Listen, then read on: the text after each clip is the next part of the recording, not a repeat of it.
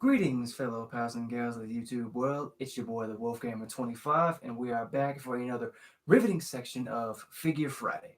Every Friday, you better realize you're going to find your boy, and we bring fresh content to you guys, the people out there. And I would very much like to thank you on this lovely evening. As you can see, it's beautiful weather outside tonight. It's nice, it's cool, a little coolish, but hey, it was still a beautiful day, and I'm happy to say that I saw it. That was a nice ride. Yeah, yeah. So, um, before we get started, I want to give you guys a chance because, as you know, if you haven't already, please do something to eat. Go get yourself something to drink, a snack or two if you want.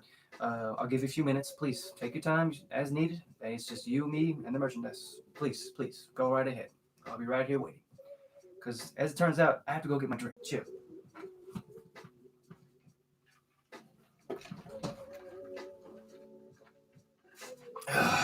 Beautiful.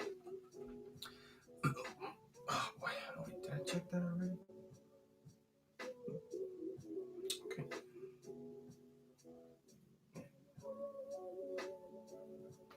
And I also want to say that I hope you guys had an epic day today, and I hope that you crushed it. I hope you killed it. For those of you guys who went to work today, hope you went and I hope you made that bread.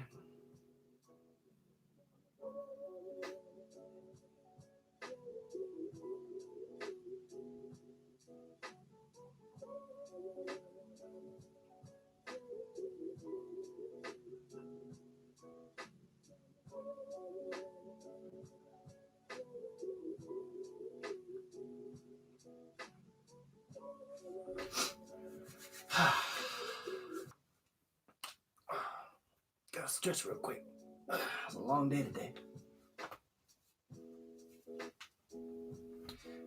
You guys good? You guys cool?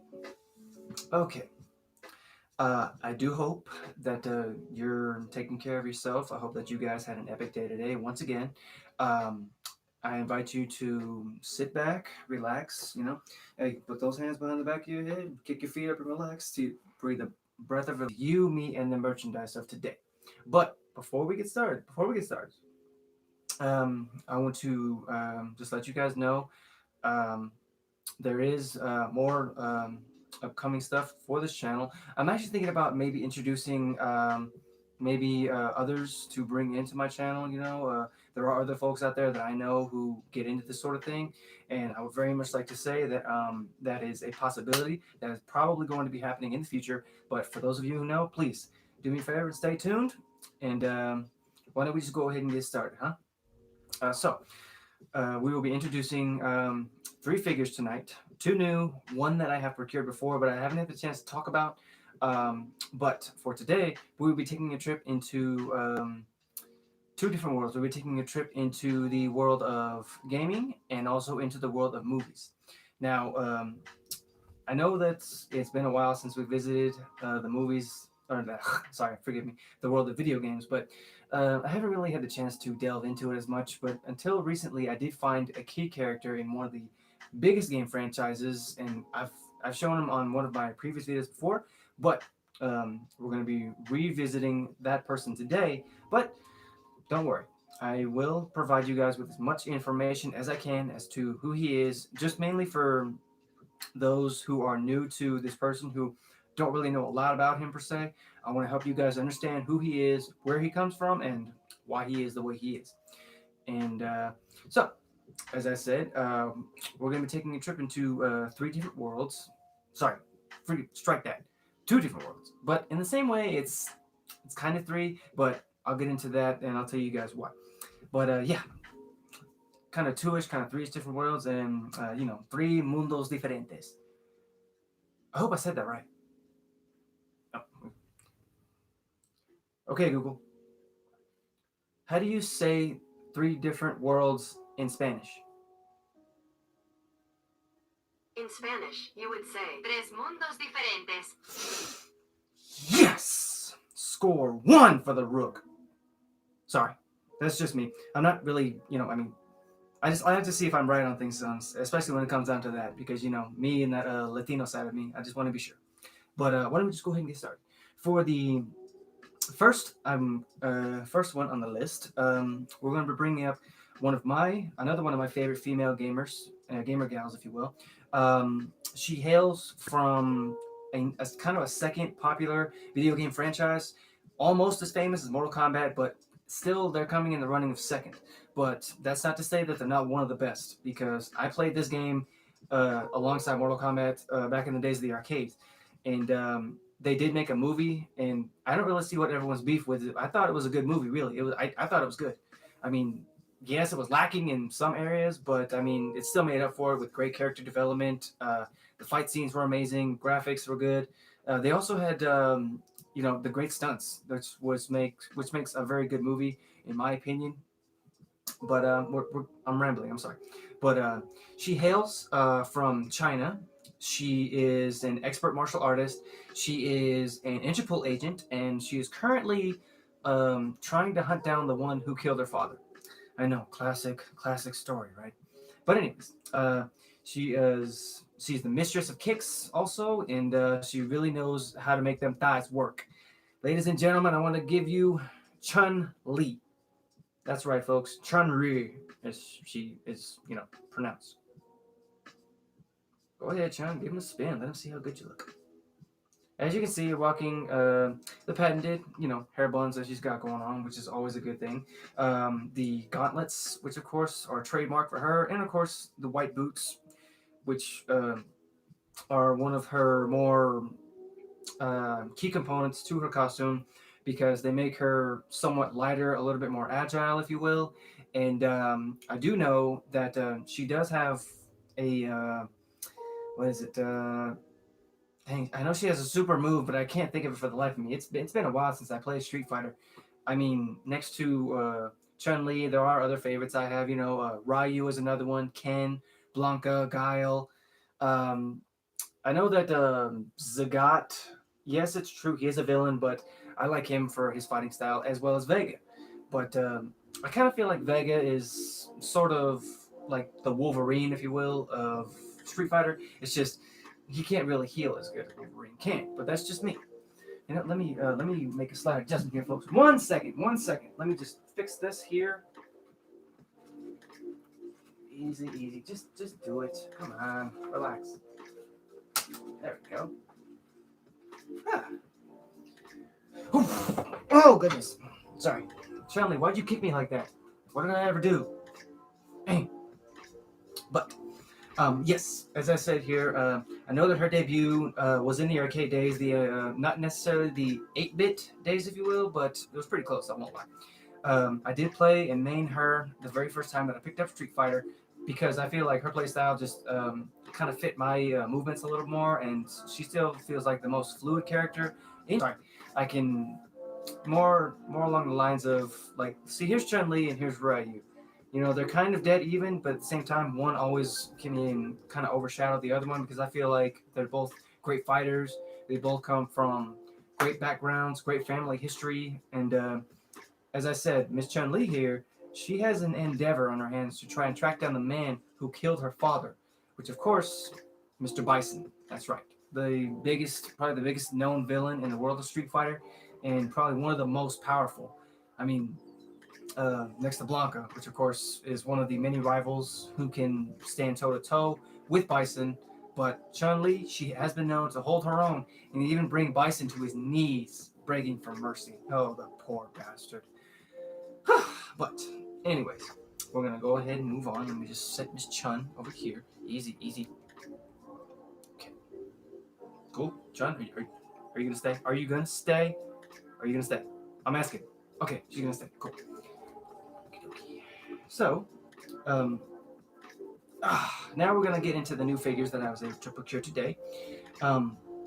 This one that I figure we'll go ahead and change gears, sort of, in a way. We're gonna keep into the world of gaming, but at the same time, in a way, it's also gonna be an animation.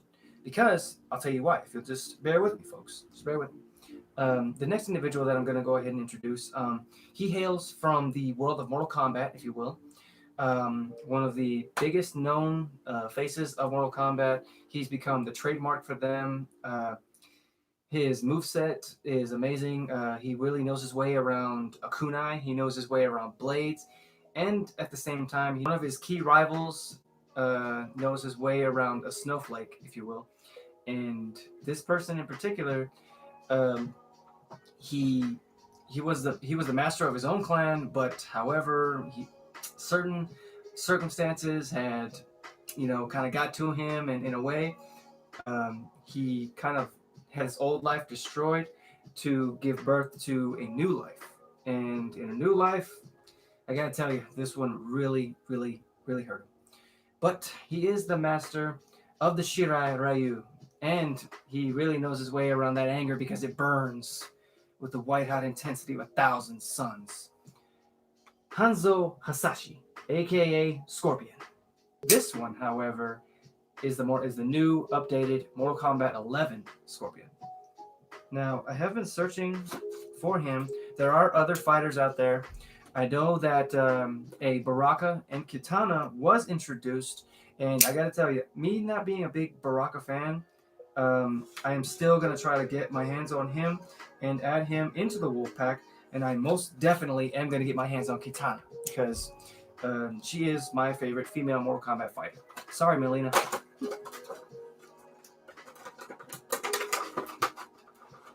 Hands holding him down. Don't worry, Hanzo. I'll free you. I'll free you, laddie. Just calm down. Just relax. Okay. Yeah. Sorry about the noise, guys. It's freaking plastic. Woo! I gotta tell you, he looks badass. Let me just soften him up a little bit. Is the mask removable? I'm just curious. Is it removable? Okay, no, it's not removable. I thought it was. I'm sorry.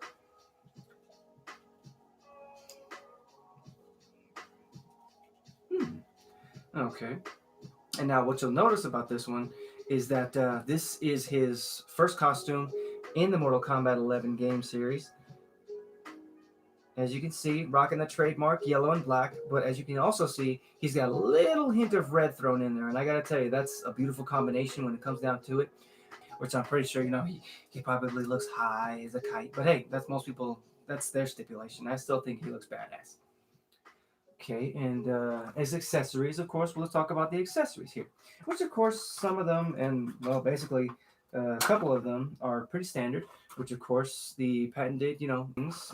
As of course, in the world of Mortal Kombat 11, they've actually given you more customization options, and I'm telling you, they give you all kinds of options when it comes down to not just the costume, but you can actually customize like masks, blades, weapons, accessories, all kinds of things, really. I mean, heck, let me just pop these out. Okay, as you can see, a couple of twin blades here. Now, I know there are names for each of the blades when it comes down to samurai, but I can't think of them for the life of me. But let me tell you, they look beautiful. They look gorgeous. Just sheath thine sword. Thine swords. Oh, almost messed it up. That was close. Okay, I don't particularly know if this one goes here, which I'm pretty sure it does, because what I've noticed is that they do include slot skis for each one. But it's hard to say because I gotta tell you, these little things are really the biggest problems.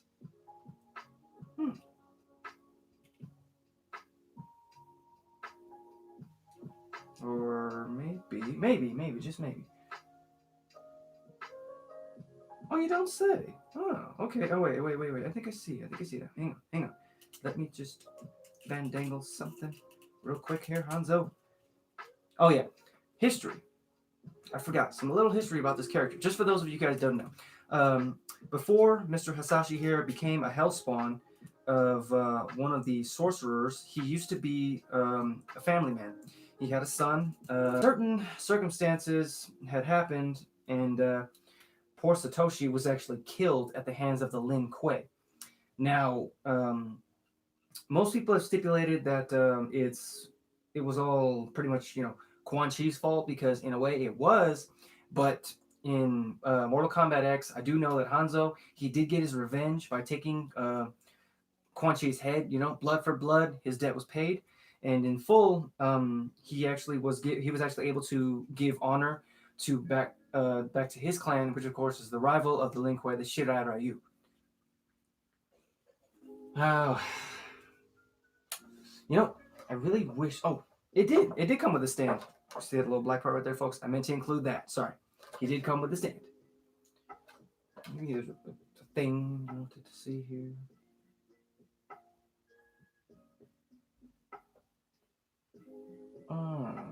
Okay. So, from what I can gather, this one supposedly is supposed to go in the back, but I don't really think that's right because it just, I mean, it doesn't look right. But hey, I'm still, you know, hey, I'm gonna find out. Let me find out. Let me find out, Hanzo. I'll have to look this up, guys, or I'll have to fandangle it for a little bit because I really don't get what the issue is here. What is Vasia malfunction? Oh no! Wait, Hanzo, wait! It's upside down. Thank you.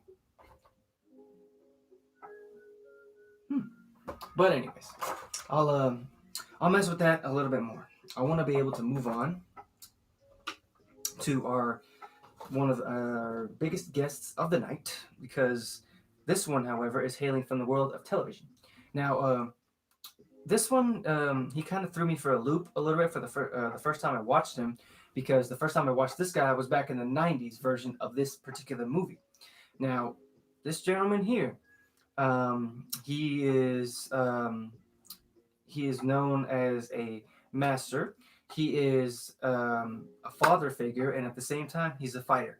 Now, when I say father, he is a father to 4 amazing and gifted, talented sons.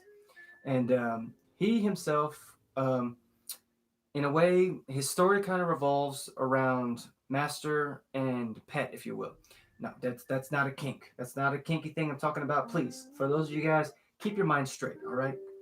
Now, as I said, his history kind of revolves around the point between master and at the same time spirit, or kind of like a force, if you will, because in a way, he started out as a human, and when his death happened, for some reason, his pet was able to carry on the legacy of who he was and his teachings.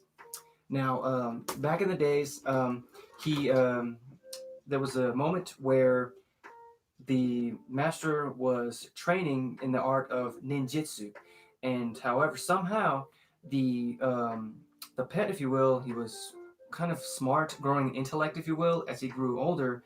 He was mimicking his movements from his cage that the master was putting out. Now, um, he did have a rival, but we'll get into that as soon as we unbox him, and I'm pretty sure you guys can guess where I'm going with this. If not, I'll let you guys know. Now, he's hailing from the world of, how can I put this? Oh man, I can't remember what city it was. Please forgive me if I butcher this, if I get it wrong. Please forgive me. I do believe he's hailing from the world of New York City. And the first time I saw him, I just, whoa. So he's their father. But then again, I kind of thought, oh, never mind, I can see why. And as I said, he's the father of 4 gifted sons who are also who have also been taught. They wear it so well because when it comes down to it, they're kind of their way they fight is like art, if you will. Raphael. But we're not talking about them today. Today, no, not the sons. Today we're talking about the father. Ladies and gentlemen, Splinter! Master Splinter, if you will. Please, Master Splinter. But yes, it's true. Now, from what I gathered today is that he, as I said, he was met with the turtles in the sewer. That was where they found the broken canister, the TGRI. Now, that's basically what had mutated the mutants, giving them their abilities, and what was able to give Splinter his growing intellect and intelligence, and he was able to pass down the gift and, of course, the fighting teaching styles of ninjutsu to his sons, the turtles. But why don't we just get him out of there? Whoa, he's got a robe on, and I can't rip it.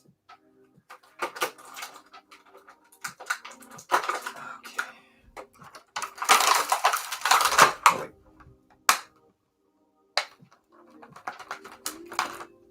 Okay, relax.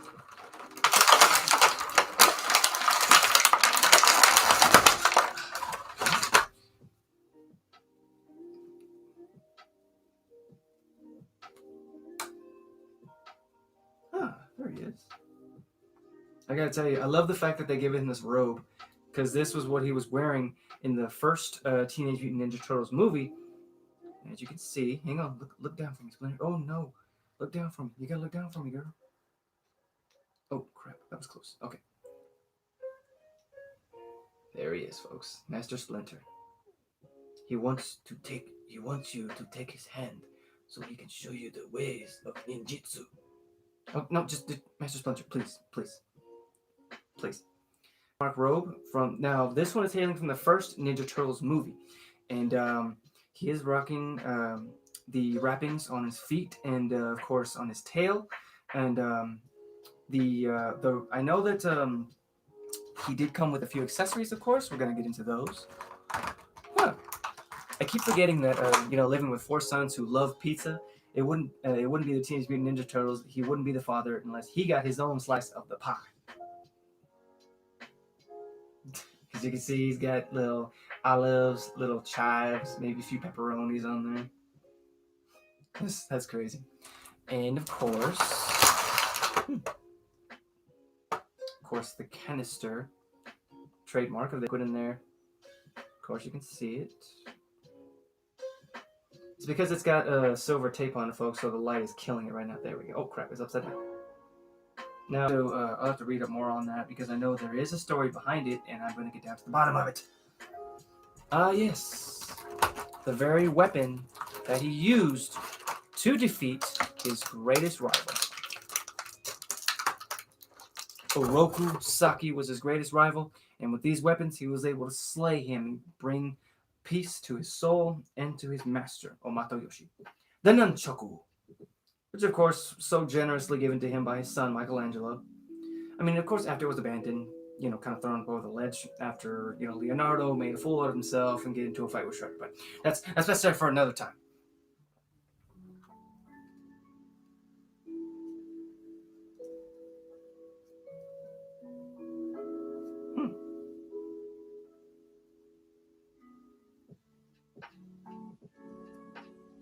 Beautiful. Okay, but anyways, sorry.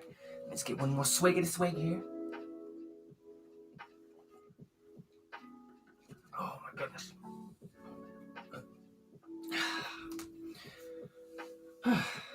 So, you know what?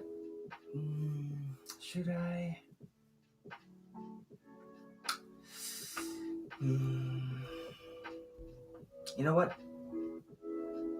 Yeah. You know what, guys? I have one more for you guys. So please give me just a second. I gotta get it out. Gotta get her out. Give me just 1 minute. Hey, don't go nowhere. I mean it.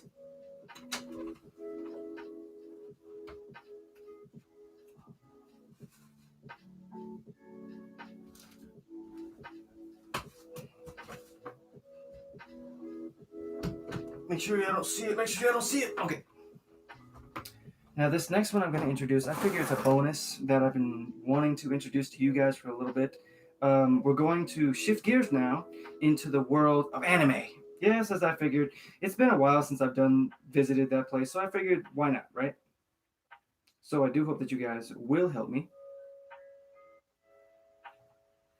The world of anime, one which of course had actually helped me get back into the world of anime because I went on a very long hiatus from anime after watching what was it for the life of me? I believe it was Blue Exorcist. I did, however, I was just skimming through the channel through the animes one day, and then I just happened to fall upon this one, and I'm happy that I did because if it wasn't for this anime, I would have never got back into the world, to the glorious and beautiful, beautiful world of anime. Because now I'm exploring a whole lot new possibilities, a whole lot of new characters, scenes, backstories, all of that. And don't worry, it's all going to come to fruition, and I'm going to introduce them to you here. But for now, we're going to slow things down, and we're going to talk about this particular gal right here. Now, she is hailing from the world of Attack on Titan. she has been one of my favorite females ever since I started watching the anime, mainly because of her protective ways, if you will, and her attitude to always fight, to never give up, and to the fact of the matter being that she acts as somewhat of kind of a big little sister, if you will, to one of the main characters in the anime. But also, she is also an anime character who is one of the main protagonists. Sorry, but I do hope that you guys will help me introduce her.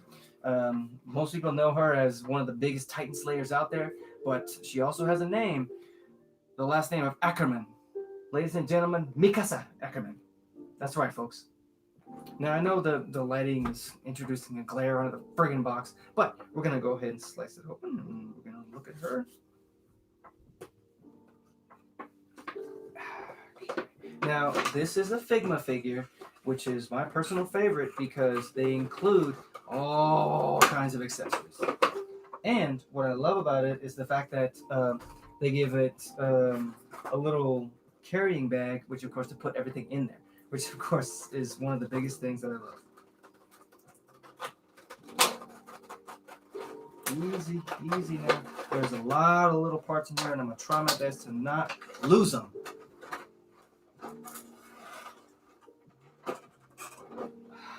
Beautiful. Okay, cool. Oh, there's 3 boxes. Oh, hello. Sorry about the noise. Knife, come here. Come here, knife.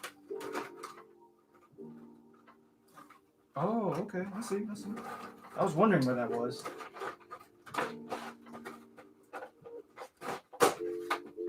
Okay, so we've got 3 different sections here to introduce.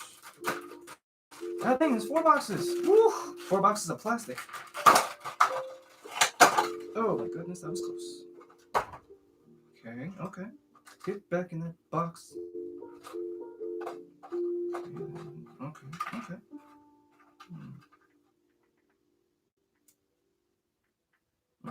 Okay. So, we're going to go ahead and introduce little Miss Mikasa here. And I love the fact that when it comes down to the plastic of the Figma, you don't have to fight to get it out.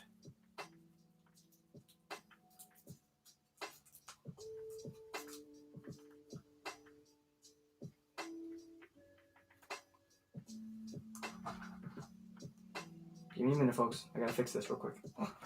So sorry.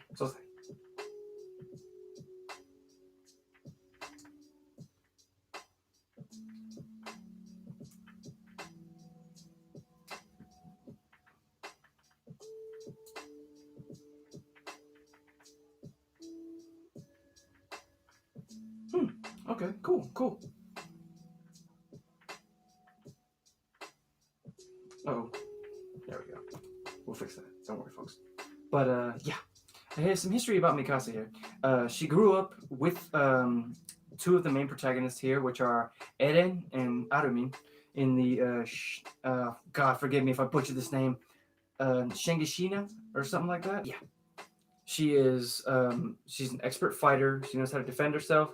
And when it comes down to it, like if it comes down to anything else, she acts as more of a protector for Eren, and kind of one of the, how can I put this, main muscles, if you will, of the 104th. Yes, that's because that's also where she was graduating to, from the training corps to the 104th Cadet Corps, which of course are which are more or less known as the Wings of Justice, or the first to go into battle against the Titans, and the Scout Regiment. That's what it is. It took me a while there, folks, but yeah.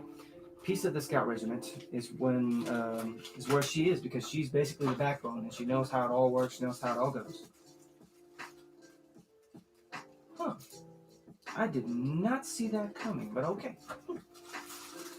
Okay. This here we have the stand, and of course our many interchangeable hands and palms right there. Oh, easy. Now here we have what's called the omnidirectional gear. This, of course, is what's used by the regiment to basically fight against the Titans, to be able to maneuver around them. And the little canisters, if you will, like these little silver canisters here, they're actually compressed air, which of course allow them to do many things. They allow the carrier to shoot anchors, if you will, from the triggers. Um, the anchors are basically like stakes. You know, you shoot them in the ground, they stick, boom, you can swing from any direction you want. As a matter of fact, I have one right here. Ah, yes. Beautiful. And I know what you're thinking, but it looks just like an arrow or something. But no, that's no arrow. These things are meant to basically implant and destroy. And of course, this here looks like a gas burst because, if you will, like I said, they're compressed gas, compressed air, which of course are used to propel the Titan Slayers into position in order to cut the nape, which of course is the weak area of every Titan, except the special Titans. But that's best served for another one. And of course, she has many interchangeable faces here. She's got what looks like a grinning face, I'm gonna say. Hang on, folks. Let me just get this gear out, and then I'll show you. There you go. I know you guys probably can't see it, but yeah, mainly because the glare, and I don't wanna take the plastic off right there because if I do, it could all fall out and I could lose them all. Easy. And she also did come with the cape, one of the many redeeming factors and well known pieces of cloth from the Scout Regiment. And of course, as you can see, rocking the patented blue and white Wings of Freedom symbol, which my favorite, honestly, is my favorite regiment. The Garrison Regiment, it reeks, honestly. And basically the city security, it's just they're not the best. They suck. The Scout Regiment is where it at because those guys are the ones that are first into battle. They're the one that just makes them the best soldier in the whole anime. But I'm happy to say that I have seen every episode of the anime so far. I'm always looking forward to new episodes and new animes that are still coming up. Don't get me wrong, but yeah, I'm gonna go ahead and cut it off right here, folks. I do hope that you guys enjoyed the showcase and of course the little bonus, and also feel free to hit the follow button when it is posted here shortly. And thank you guys for those who came